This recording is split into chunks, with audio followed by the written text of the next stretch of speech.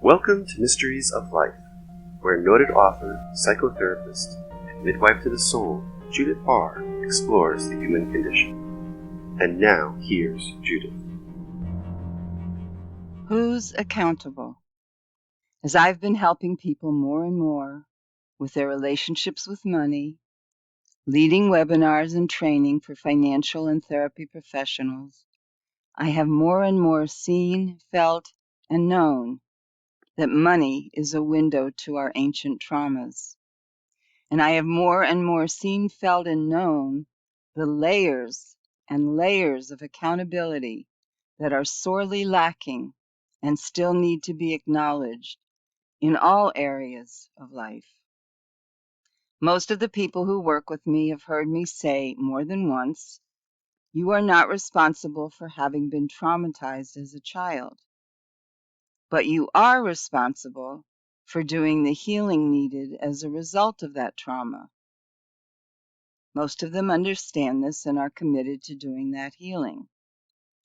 At the same time, they long to have those who traumatized them, not always, but often parents, take responsibility for the trauma they created. Most of the people with whom I work have parents who have never been accountable and likely never would be accountable. But the little child still alive within has been trying for years and years, even decades and decades, to get the traumatizer to take responsibility. That little child would be thrilled if the parent would just acknowledge the harm done. The child would be elated if mommy or daddy, big brother or grandma would apologize. And the youngster would be ecstatic if the family member would commit to heal themselves so they would never cause that kind of trauma again. This longing and the feelings they imagine feeling if the longing were fulfilled have driven that child within to turn their life inside out and upside down, all in an attempt to fulfill their longing. While doing that, and without realizing it, they have reenacted their childhood trauma again and again and again. Often that longing has been their secret goal, and that reenactment has been their recurring experience until they began their therapy with me, discovered what they were doing, and began to allow their real goal to be their own healing. The lack of accountability by those who traumatize children is tragic. To pretend it is less than tragic is a sign of normalizing, denying, clinging to unconsciousness, refusing to be in reality. And why would someone display those signs? Because they also in youth had been traumatized by someone who did not hold themselves accountable, and perhaps also by someone who nobody else held accountable. The result, they defend against their own trauma by traumatizing others. This is no excuse, this is no permission, but it is the truth. Even with that truth, these people need to be held accountable. There is real value in someone taking responsibility for the harm they've done. But the value is distorted when it's been created through a warped process. They need to be held accountable not by the child still alive within, but by the person who, having done enough of the work of healing, can now hold the one who traumatizes accountable in an undistorted, healthy, life-giving way. We have seen this kind of refusal to be held accountable all over the world for years and decades and centuries. And we have seen the trauma that results all over the world for just as long. We can come back and talk about that another time. For right now, what we have seen in the United States is particularly revealing.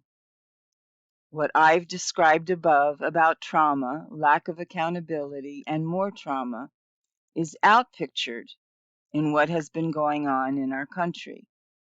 If you're from another country, you can look at ours and then also try applying it to yours. In other words, what we have seen on the national stage is a picture of what I've described as occurring within families.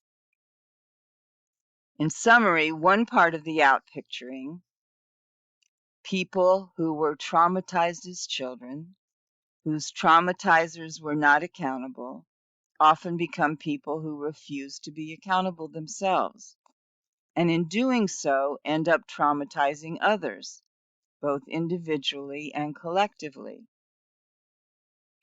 Another part of the outpicturing, people who were traumatized as children, whose traumatizers were not accountable, often become people who take responsibility for everything, including trying to get the traumatizers to change and become accountable.